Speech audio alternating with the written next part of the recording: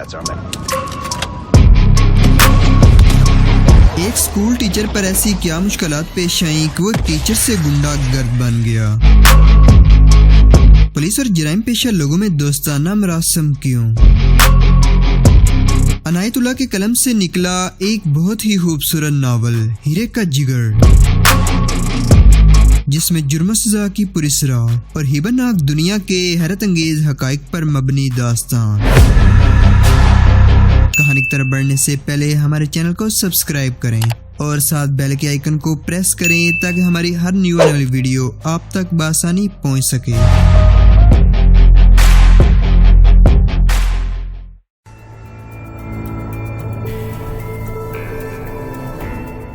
باقی رہا پولیس کا قصہ۔ اگر تم چاہو تو میں تمہیں یہاں سے کسی ایسے مکان میں بھجوا سکتا ہوں جہاں پولیس کو ساری عمر پتہ نہ چلے گا۔ بھائی میرے، ابن کی بیوی نے التجا کی، اگر ایسا کر سکو تو بڑا احسان ہوگا۔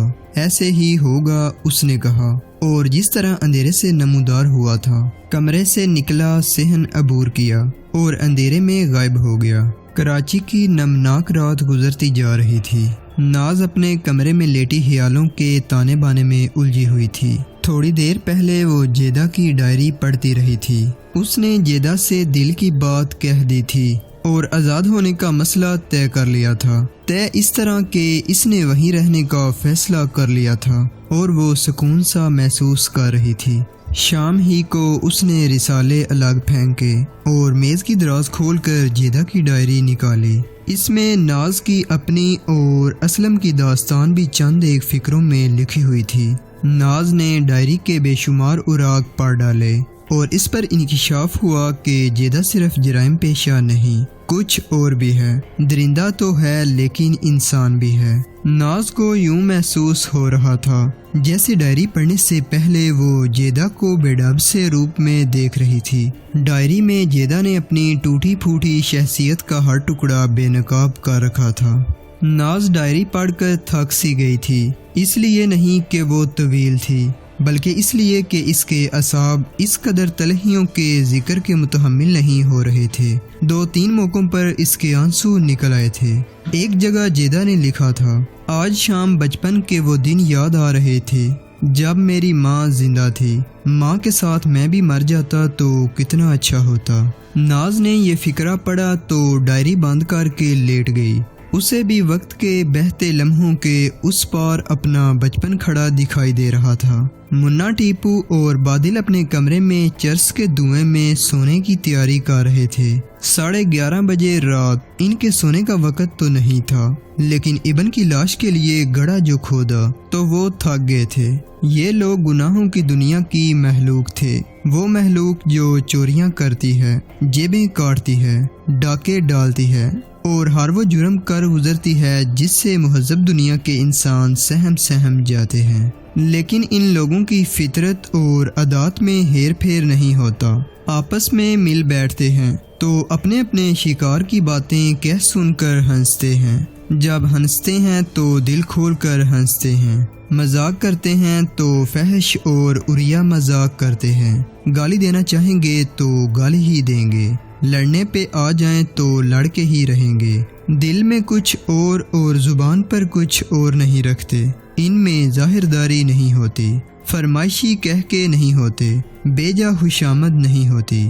مہذب سوسائٹی والے ڈپلومیسی نہیں ہوتی، وہ ایک دوسرے کے ہمراز اور ہمدرد ہوتے ہیں۔ البتہ مہذب دنیا کے لوگوں میں بیٹھتے ہیں تو سارتا پاؤں فریب ہوتے ہیں۔ ان کی قسمیں جھوٹی اور ان کی مسکراہٹیں بناوٹی ہوتی ہیں۔ وہ روئیں تو ان کی آنکھوں سے مگرمچھ کے آنسو بہتے ہیں۔ اس کے برعکس آج رات بادل کے دل پر ایک بوجھ تھا جو اس نے ساتھیوں سے چھپا رکھا تھا۔ 1-2 بار جی میں آئی کہ منے اور ٹیپو کو سنا ڈالے، لیکن جھجک گیا۔ وہ بے چین سا بھی تھا لیکن بے چینی کو بھی چھپا رہا تھا۔ تینوں اپنے اپنے بستروں میں لیٹے تو دروازے پر دستک ہوئی۔ ناز کے خدمتگار لڑکے نے اپنے کمرے میں لالٹین اٹھائی اور باہر نکل کر دروازہ کھولا۔ جیدہ کھڑا تھا، سر پر ململ کی سفید ٹوپی، آنکھوں پر چشمہ، چہرے پر سیاہ داڑھی، پاجامہ قمیض پہنے ہوئے اور چادر اوڑے ہوئے تھا۔ वो इबन की बीवी को 4000 रुपया देकर लौटा था। उसने दरवाजा बंद करके दाढ़ी, टोपी और चादर उतार कर लड़के को दे दी। सब कहाँ हैं? उसने पूछा। कमरे में हैं, शायद तुम्हारा इंतजार कर रहे हैं। जेदा उस कमरे में चला गया जहाँ इसके तीनों साथी बैठे हुए थे। वो जब एक दूसरे से मिला करते तो हंसकर मिला करते थे। उस रात जेदा कमरे में आया तो मुन्ना और टीपू तो हंस पड़े, मगर बादल के होंठों पर हल्की सी मुस्कुराहट भी न आई।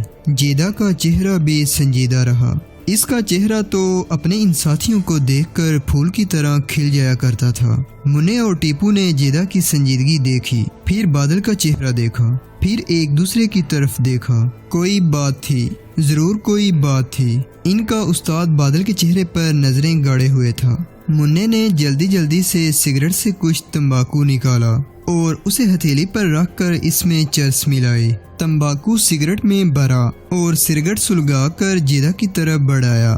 जेदा ने सिगरेट का कश लेकर सिगरेट टीपू को दे दिया। तुम शायद इबन के घर गए थे उस्ताद? मुन्ने ने जेदा से पूछा। हाँ, जेदा ने जैसे आह भरी हो। कहने लगा कि रकम उसकी बीवी को दे आया हूँ। उसने बादल की तरफ देखकर कहा, हमारा दोस्त बादल भी वहाँ 450 रुपया दे आया है। तुम सब के सामने मैंने इसे 500 रुपया दिया था। अरे, टीपू ने पूछा, पूरे 500 क्यों ना दिए? बादल का रंग उड़ गया। उसने हाली हाली नजरों से अपने साथियों को देखा। तू अनाड़ी तो नहीं साले? मुन्ने ने बादल से कहा। हम चोर हैं, उठाईगीर हैं, बेईमान तो नहीं। उस्ताद ने 500 की पॉकेट मारी और तूने 50 पर अपना ईमान बर्बाद कर लिया। मुझे 50 का गम नहीं, जेदा ने कहा। उसने एक और जाक मारी है, वो मैं इसी की जुबान से सुनना चाहता हूँ। तुम भी सुनो। बादल ने मुन्ने और टीपू की तरफ रहम तलब निगाहों से देखा, लेकिन उन्होंने भी नजरें फेर ली। वो समझ चुके थे कि इससे कोई नाकाबिले माफी हरकत सरजद हो चुकी है। वो ये भी जानते थे कि रहम की दरख्वास्त बेकार है। कल तुम इबन के घर 450 रुपया देने गए थे? जेदा ने बादल से पूछा। हाँ उस्ताद, बादल ने उखड़ी हुई आवाज में जवाब दिया। ये वो बादल था जिसने तने तनहा 2-2, 3-3 आदमियों का मुकाबला किया था। इसके रिकॉर्ड में डकैती की 3 वारदातें थीं। जेदा का वो जांबाज साथी था, लेकिन जेदा के सामने वो अब बिल्कुल बेबस था। वो अपने ऊपर फालिज का असर महसूस कर रहा था। तुमने इबन की बीवी को रुपए दिए और इसकी बेटी से क्या सलूक किया? मुझसे भूल हो गई उस्ताद, बादल ने जवाब दिया। क्या मैंने तुम्हें वहाँ बदमाशी के लिए भेजा था? नहीं उस्ताद, बादल ने डरे हुए बच्चे के लहजे में जवाब दिया। क्या मैंने कभी ध्यान नहीं रखा कि तुम मर्द हो? रखा है उस्ताद। क्या मैंने तुम्हें इबन की बेटी को बेआबरू करने की इजाज़त दी थी? नहीं उस्ताद, और तुमने उसे बेआबरू किया। बख्श दो उस्ताद, खता हो गई। तुम मरे हुए के सीने पर कूदे हो। जवान लड़की को देखकर उस्ताद, तुम दोनों ने इसका कसूर और बयान सुन लिए हैं। जेदा ने उसकी बात सुनी अनसुनी करते हुए मुन्ने और टीपू से पूछा। सुन लिए? क्या ये कसूरवार है? इसमें शक ही क्या है? मुन्ने ने कहा और टीपू ने तायद में सर हिला दिया। इसे मैं जो भी सजा दूं तुम कबूल कर लोगे? कर लेंगे उस्ताद, मुन्ने ने कहा। बादल, जेदा ने कहा, तुम जानते हो हम कितने बरसों से इकट्ठे हैं और हमने कहां कहां और कैसी कैसी वारदातें की हैं। कोई एक वारदात बता दो जो मैंने किसी जुगी में या किसी क्वार्टर में की हो या तुम में से किसी को करने दी हो।